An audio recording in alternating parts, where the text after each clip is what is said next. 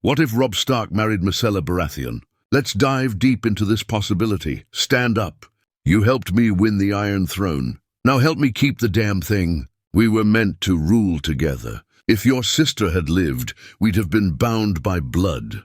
Well, it's not too late. I have a son. You have a daughter. We'll join our houses. As Robert begins walking away, Ned stays behind to think about what this means. A great honor to be sure, and one most lords would kill for.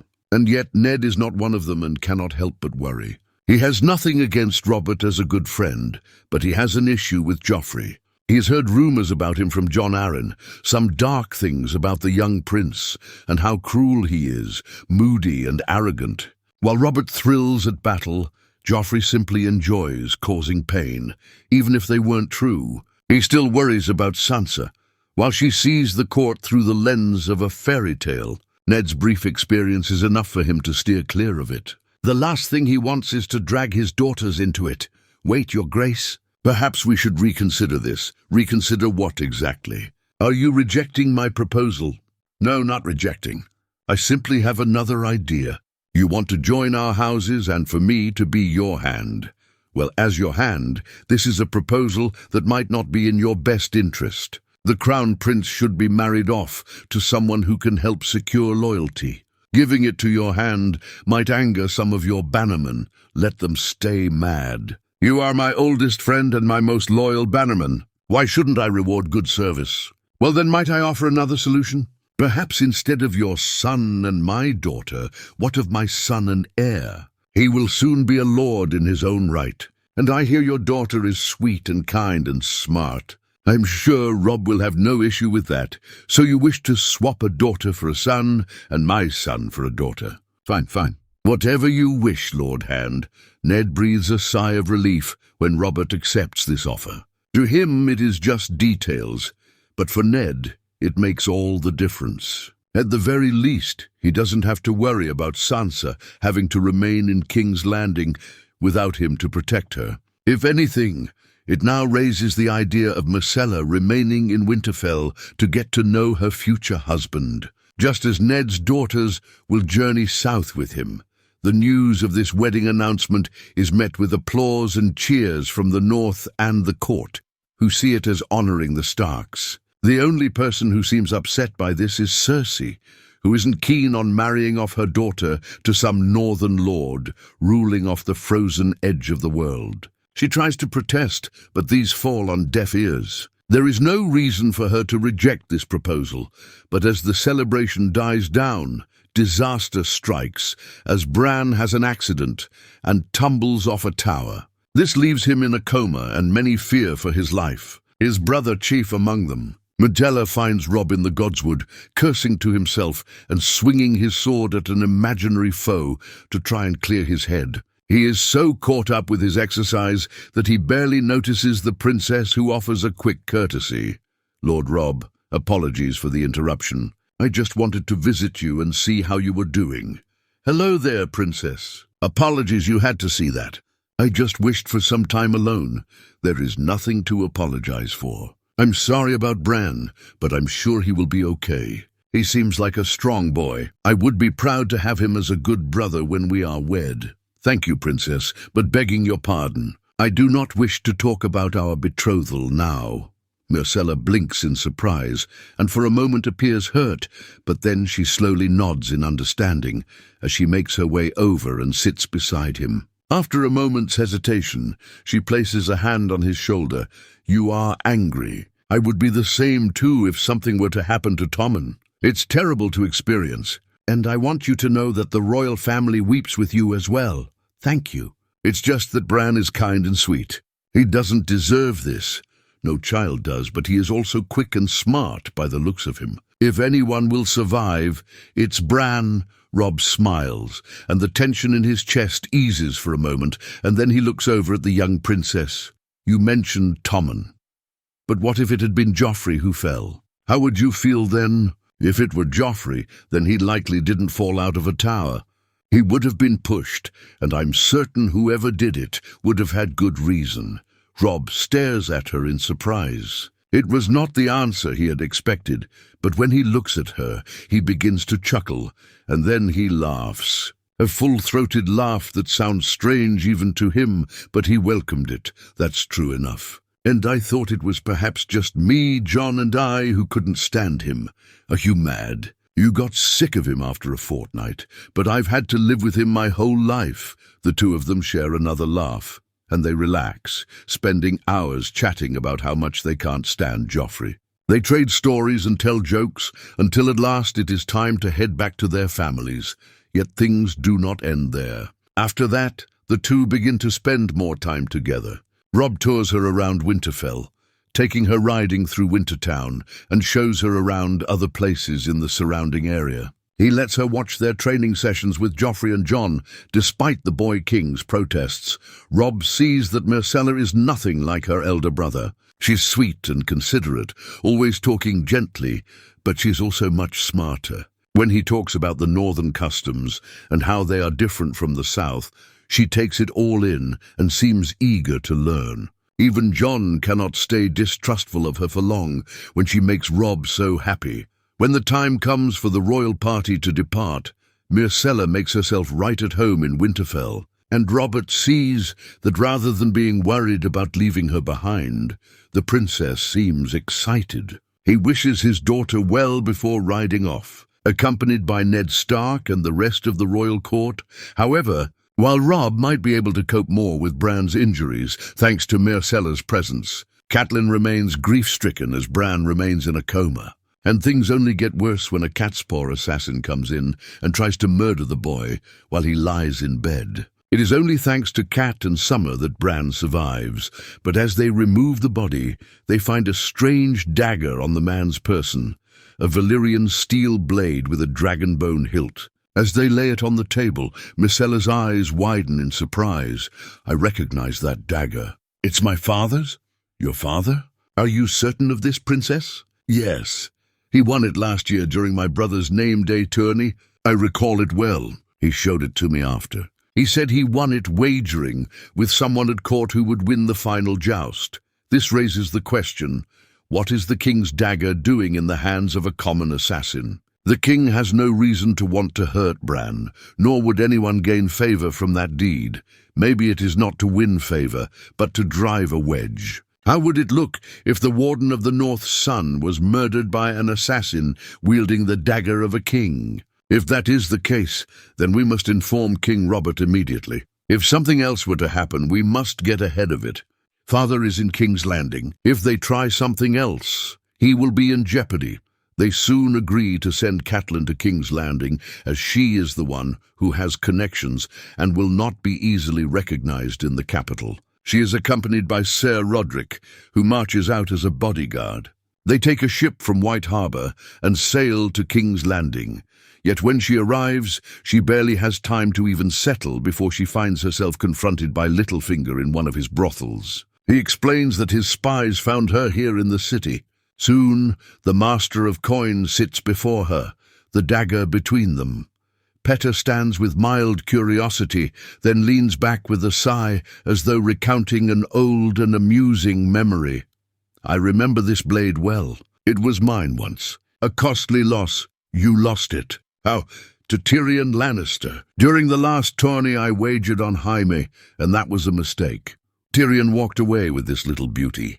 His voice is smooth, but Catelyn's mind churns. Myrcella had spoken with certainty that the dagger had belonged to Robert, not Tyrion. The contradiction is too clear to ignore. That means one of them was lying and she had an inkling who. Her sister had warned her not to trust the Lannisters and that they were plotting something. And yet Myrcella is a child. She seems too sincere, too sweet to be trying to lead her astray. Catelyn sees the way he's trying too hard to be casual. She thanks him with a nod, gathers the blade, and walks out without another word. Yet though he reassures her once again, Catelyn decides to sneak out in the dead of night and makes her way over to the Red Keep, where the guards allow her to pass once she reveals herself. Soon she stands in Robert's solar, the dagger unwrapped in her hands. Robert eyes it with confusion at first. Then recognition dawns. He mutters a curse under his breath and plucks it from her hand. Ned arrives soon after and stares at the weapon, even more surprised to hear what Catelyn has to say. By the time she finishes, both men stare with wide eyes and look at her. "Cat, surely you know I would never order such an act." "I know. I came here not as an accuser, but to bring a warning. Whoever did this might wish to turn us against each other. That is why I need you to answer honestly. Who owns this dagger?" "I remember this. Won it at the Name Day tourney last year. Backed Loras Tyrell in the final round against the Kingslayer. Took the blade from Littlefinger. Thought to give it to Joffrey, but gods know where I left it. You never gave it to Tyrion?" "No, what would I want with arming him? Oddly seems like the type to care for such a weapon. Petyr Baelish claims it was his and that Tyrion won it from him. But your daughter says it was yours. That you showed it to her yourself." Robert's face hardens. He doesn't look at her. He looks past her as though trying to see the web forming around them. Someone's stirring the pot, and they're using the Lannisters. Someone's playing a dangerous game. I remember now. "Gods! I may have left it in your own hall." Ned stares at the blade, then up at Robert. "And Tyrion had no part in it." Ned's mouth tightens. He trusts Cat's instincts, and Myrcella's memory seems clear. Littlefinger's story feels too convenient. And now even the king has doubts. Ned looks at the dagger again. The assassin came north with it. Someone wanted Bran dead. Not because of power, not for money, but for something else. Whatever Bran saw in that tower, someone fears it enough to kill a child. Then I'll find out who sent him, even if I have to tear down every lie in the city. Ned continues his investigation of the matter, thinking back to what Jon Arryn was looking into. A part of him wonders whether these two events are connected somehow, and decides to look deeper into it. He continues to retrace the former hand's steps, searching to see where he was going and what he could be doing before he died. At first, the events don't make sense. He was visiting several places in the city, places that Robert frequented, and studying genealogies. But slowly, things begin to make more sense, as he realizes that Lord Arryn was studying these children, Robert's bastards, and that he suspected that Joffrey might not be Robert's son. Meanwhile, Robb places Winterfell on high alert. While the first assassination attempt was foiled, they cannot discount the possibility that they might strike again. So he spends his time training new guardsmen and visiting the bannermen. At his side, Myrcella rides with him as a show of support. She wishes to assure them that the royal family will not ignore their plight.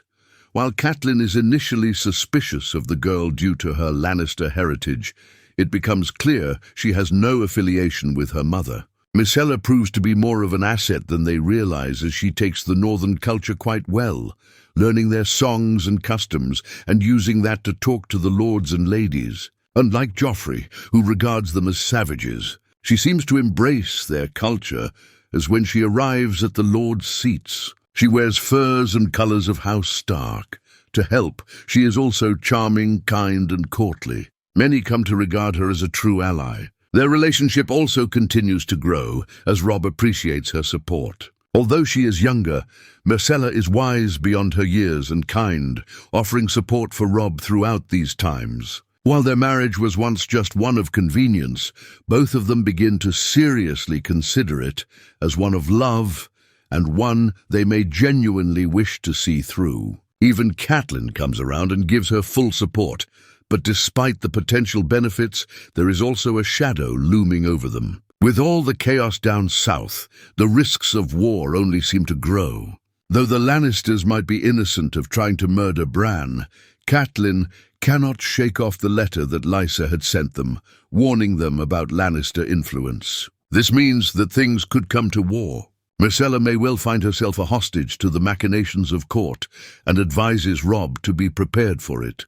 "Robb, you know that should war come to pass, Myrcella may become a hostage. She's to be my wife. You expect me to take her prisoner?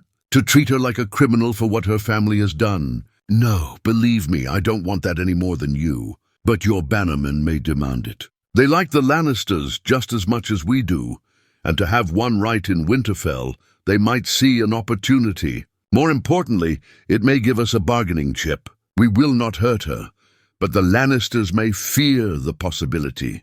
That is something we cannot ignore.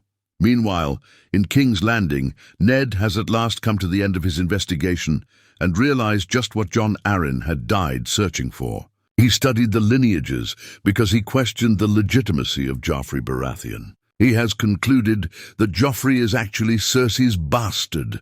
Rather than confront Cersei directly, Ned realizes just how perilous the court is after what Littlefinger did. Instead, he visits Robert directly. Ned draws the heavy curtains shut. I've been going through Jon Arryn's final papers, his records on noble bloodlines, family trees, birth dates. At first I didn't see the pattern, but now I do. What are you saying, Ned? Joffrey, Myrcella, and Tommen. None of them resemble you. Not in hair, not in features. Every Baratheon in your line, including your bastards, bear your coloring. But these children are golden-haired like Cersei.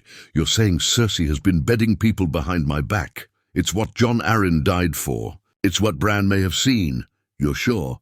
For the latter I have no evidence, but I have suspicions. I am as sure as I can be without catching them in the act. I fear that the Lannisters are growing suspicious. If they learn of how close we are to the truth, they'll strike first.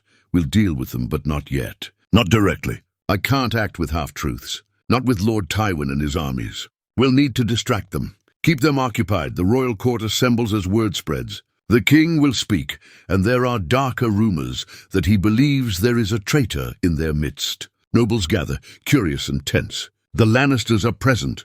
Cersei poised with practiced calm. Jaime leaning against a pillar, hand on his sword.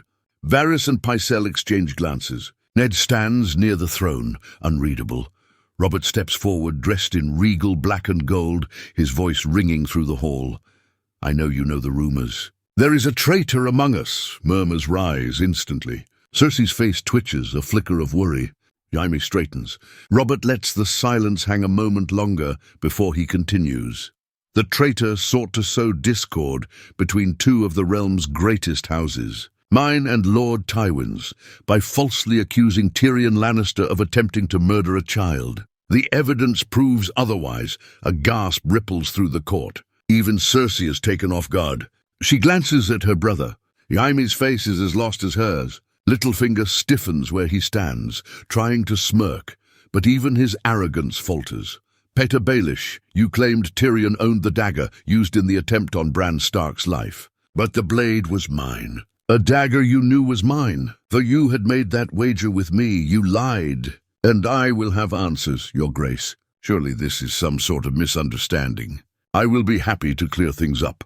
Save it for the dungeon master. I would be glad to take your head, but my hand has counseled me to keep you alive, if only to learn how deep your treason goes. Count yourself fortunate on that. Guards move quickly, grabbing Littlefinger before he can protest. As Littlefinger is dragged away, he casts a furious glance toward Ned. Cersei relaxes slightly. Jaime raises an eyebrow but remains still. The threat for now is misdirected. Ned watches as Baelish is locked away in the cells below. He feels no triumph, only a brief relief. The Lannisters are pacified for now, unaware of the true danger growing in the shadows. Yet the core mystery remains unresolved. If not Tyrion, then who sent the cat's paw? Who truly wanted Bran dead? Robert promises to help look into the matter, but he suspects that things are only going to grow more chaotic from here. Yet this is far from the end of Littlefinger, as news soon reaches beyond the Seven Kingdoms and into the Eyrie. There, Lysa Arryn seethes when the Raven arrives. Her face twists in fury as she reads the letter declaring Peter Baelish a prisoner accused of treason. Her hands tremble as she crumples the parchment. They're trying to frame him. They want to silence him, and they think I'll stay quiet. She shakes her head and crumples the letter. She refuses to believe this, claiming instead that the Lannisters are trying to undermine the Vale's influence in court. Littlefinger is just the next step in order to control the treasury. Lysa writes to the capital, demanding that they release him and threatening to take military action to defend the honor of Jon Arryn. She sends word to her banners, urging them to begin massing their troops. The reception to this order is mixed, to say the least. Few of them have any love for Littlefinger and regard him as an up-jumped tax collector.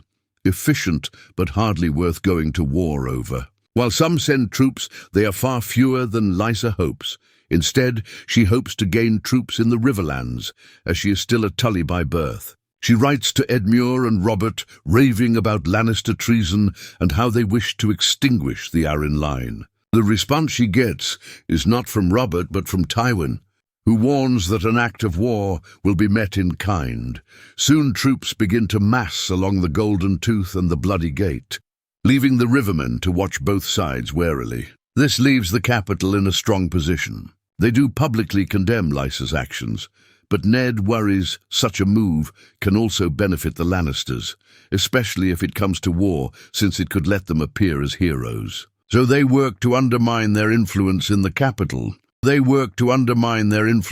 capital. Robert secretly tries to mobilize troops in the Stormlands, sending small bands to reinforce their control over the capital. He also tries to contact Stannis, but so far there is no word from him. Ned knows they can always throw the incest allegations, but it is not enough. They need something further, something that isn't based on rumors alone, to strengthen their support. This is where they continue the investigation regarding the dagger and who hired him. But so far, there are no leads, as they cannot think of anyone who might be responsible.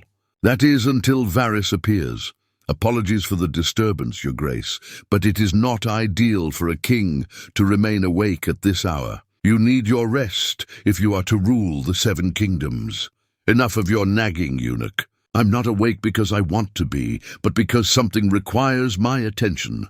Is that the business regarding the dagger and young Bran Stark? Your Grace's dedication to justice gladdens my heart. It is a heavy burden you bear. But that is why you have counselors like me to take that burden for you. I hope that means you have something to share beyond your riddles and mockery, Spider. Indeed I do, Your Grace. I've been looking into things, and I might have some answers.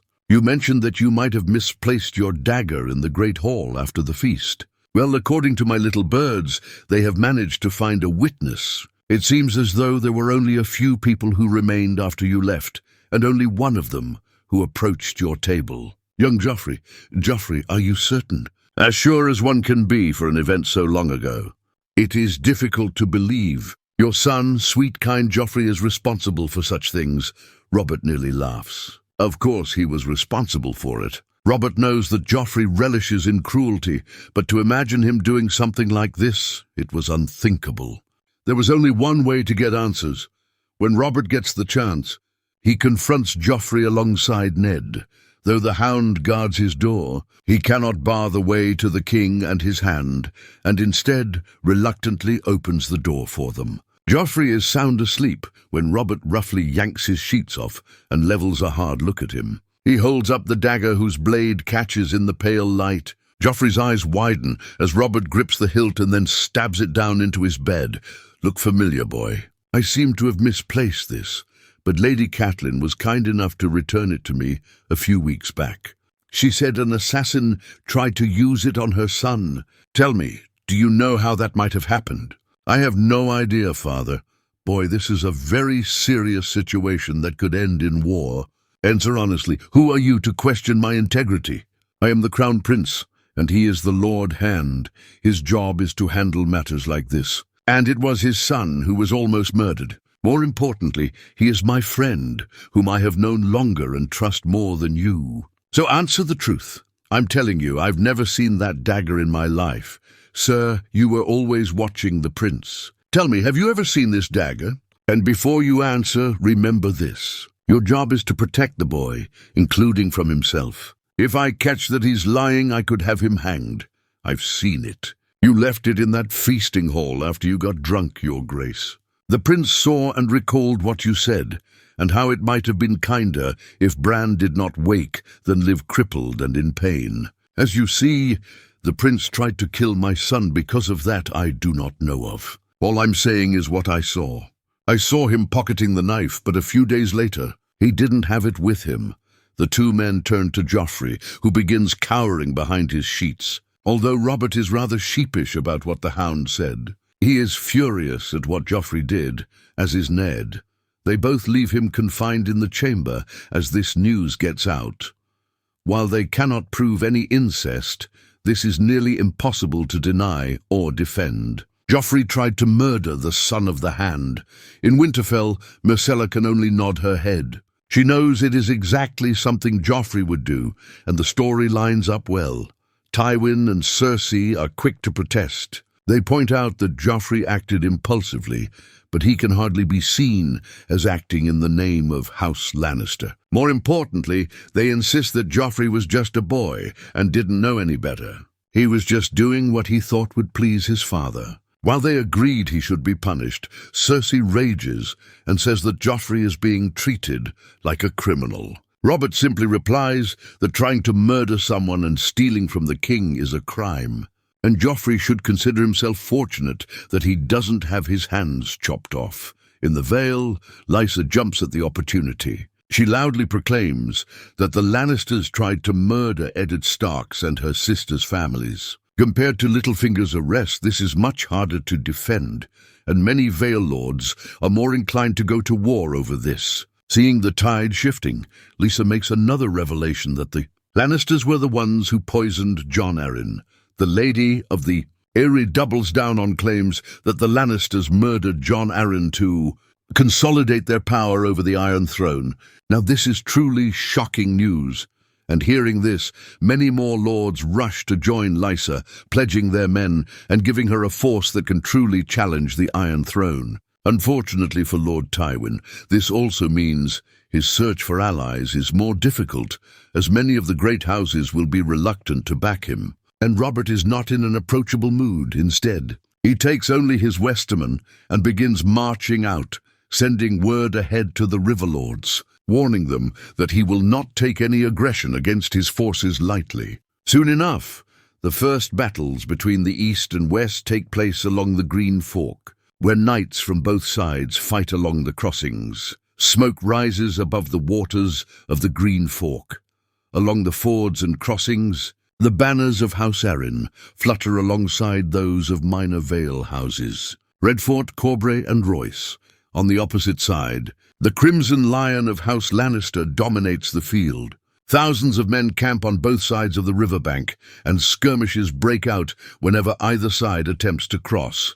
The riverlords are caught in between. Their armies also strike further south, battling around Harrenhal to try and capture Raventree Hall, and Tywin makes efforts to cut Maidenpool off from the Vale. Some, like House Vance and House Piper, throw in with Lysa Arryn.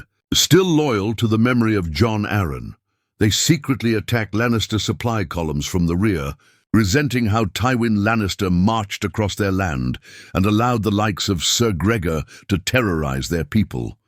Others, like House Frey, hesitate or lean towards the Lannisters, calculating the odds.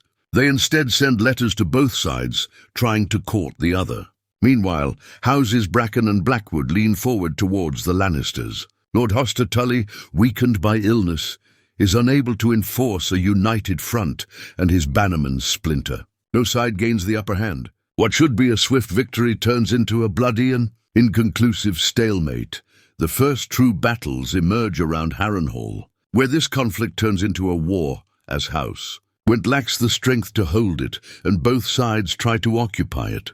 Lyn Corbray leads a daring night attack to try and capture it and secures the walls. But soon, Kevan Lannister gets word and sends men to attack as well. The fighting lasts throughout the night, but leaves Lyn in control of parts of Harrenhal only after hundreds fall. Ned sits beneath the direwolf banner in the Red Keep, the grim weight of war pressing upon him. Robert tries everything, sending word to his brothers to send troops while looking over at Cersei and wondering what she's thinking. Ned writes to the Lords of the North, "Call the banners. An army must march, not to conquer, but to restore peace to the realm." Robert declares the Arryns rebels and demands that Lady Lysa submit to the Iron Throne, but does not excuse the Westermen either, providing no support or thanks. To lead this northern army, Roose Bolton is elected. Many in the north grumble. Bolton is cold, calculating and feared, but he is also ruthlessly efficient, and Ned knows they need the results. Roose accepts the command with his usual cold detachment, but he receives unexpected aid from Myrcella. The young princess travels around the north, not to plead for mercy, but to thank them for their efforts to restore peace in the Seven Kingdoms. Though the Lannisters have been marked as traitors, Myrcella remains loyal to her father. It helps gladden their hearts and makes it truly seem like it is Tywin's war and not the Lannisters. While the realm looks north, trouble brews within the capital. Renly Baratheon moves in as orders march out. He arrives with a small Stormlander army. Ostensibly, he's journeying to aid the king's peacekeeping effort. But in truth, he's been gathering loyal men, those disgusted with Lannister power and eager for change. Then in one swift night it happens. Renly and Sir Loras lead the army in a quiet coup. The Goldcloaks are swiftly surrounded and disarmed. Jaime Lannister is seized during training, surrounded and forced to yield. Cersei is arrested in her solar, screaming that her son's disgrace is not grounds for treason. The Red Keep locks down before word can spread. Robert claims to be hunting, but waits out in a nearby tent, watching all of this and joining the army when the coup begins. Renly greets him with a calm bow. This realm cannot survive more blood in the streets. Brother, so I remove the poison. Robert walks past him into the tower to see Cersei imprisoned, Ridging and Jaime grim-faced in chains. For a long time, he says nothing. For a long time, he says nothing. They'll stand trial in full view of the court. Let the realm see what happens to those who think they're above it. There are other supporters like Pycelle who are arrested, as is Tommen, who is confined to his chambers, guarded by men, selected by Renly to prevent his escape. Only then, once the capital is secure, do Robert and Ned drop their bombshell. They reveal that they suspect Cersei and Jaime have committed incest, and Joffrey is their son, not Robert's. At first, all the realm is in disbelief, and many question the validity of these claims. Some think that these are just rumors spread by their enemies. Others believe them and are eager to join the fight. Tywin is furious at these claims and lambasts Robert for choosing to pursue rumors and conspiracies. Instead of dealing with the true threat of the Arryns, Ned releases all the documents he's gathered, both that he's used and that Jon Arryn has accumulated. He gets help from an unexpected ally, Stannis, who sails back from Dragonstone. When he arrives in King's Landing, he confirms much of what Ned is saying, and even claims that he assisted in investigation with Jon Arryn, but chose to flee when the former hand died, believing that it was murder. All of this provided Lisa credence to her claim that the Lannisters are responsible for her husband's death. But there remains no proof, and more importantly, it does not absolve her of being branded a rebel. Robert remains adamant that Littlefinger will not be released from prison, and that she was acting on her own accord without waiting for royal permission. All this means that both sides are now considered rebels. This puts more pressure on Tywin as he is ordered to head to court to explain his actions. But he realizes now that this is a death sentence. His only chance of survival is through victory.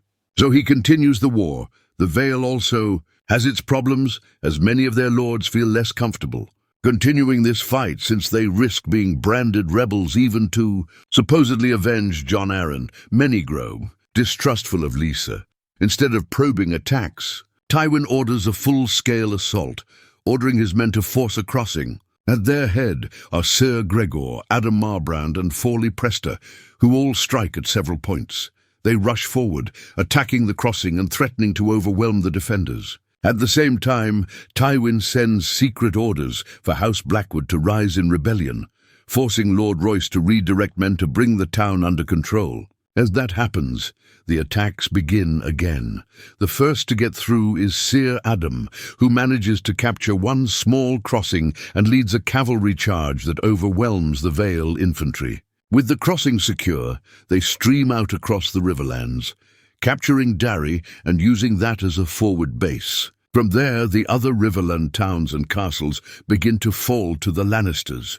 The riverlands burn. Sir Gregor rides through the Vale's outer patrols like a thunderstorm, hacking men down and crushing resistance under hoof. Marbrand captures a narrow stone bridge under cover of night, launching a cavalry thrust that scatters Vale spearmen. From there, red banners spread like wildfire. Darry, Stone Sept, and even lesser keeps of the Trident fall one by one. Lord Royce tries to hold back the attacks as best he can. He launches fierce strikes, battling the Lannister men across a dozen places as they are pushed back. He even manages to wound Sir Gregor during one of these clashes, while Lord Redfort slays Sir Harys Swift. All of these show just how ferocious and skilled the Knights of the Vale truly are. But it also leaves them in a difficult position, as their territories are chipped away bit by bit. Unlike them, Tywin is not afraid to win through terror, striking into the River Lords' domains and forcing them to cross their banners under the threat of violence. Other times, all it takes are a few bribes to win them over. Just when it seems the Vale will be driven back to the mountains, the banners of the north appear on the horizon. Wolves of grey and white crest the hills, and at their head rides Rose Bolton, cloaked in leathers and silence, eyes colder than the northern wind. He strikes not to harass, but to punish. At Darry, Bolton's forces catch the Lannister garrison off guard. No quarter is given. The Bolton men butcher the defenders and hang the bodies from the battlements, a message to the River Lords who still waver. Resistance will be paid in blood. He repeats these actions in a few other castles, and soon the Lannisters get the message. Castle after castle surrenders, some without a fight. Others, too slow to kneel, are made examples of. Their lords flayed or hanged, their towns razed. Even Tywin's own bannermen begin to fear him. Word spreads of the pale man who does not drink or boast, who watches every move in silence, and who wins. At Pink Maiden, Bolton joins forces with Lord Piper's remaining troops and the other rivermen. With his forces bolstered, beating back the small garrisons meant to hold it and then strike at Tywin's army while they're in the middle of an assault on the Vale army. Their arrival comes without warning, but it leaves the Lannisters caught in a pincer assault. This attack breaks Tywin's army. Clegane escapes. Marbrand is captured. Prester is slain. Tywin Lannister is defeated and driven into the west, his remaining forces in tatters, yet Rose does not stop. Just as the Vale men cheer their victory, Rose orders a second charge against them. With their forces battered and tired from both fighting and retreating, they are unprepared to withstand the northern assault. He routs Royce's remaining men and pushes them,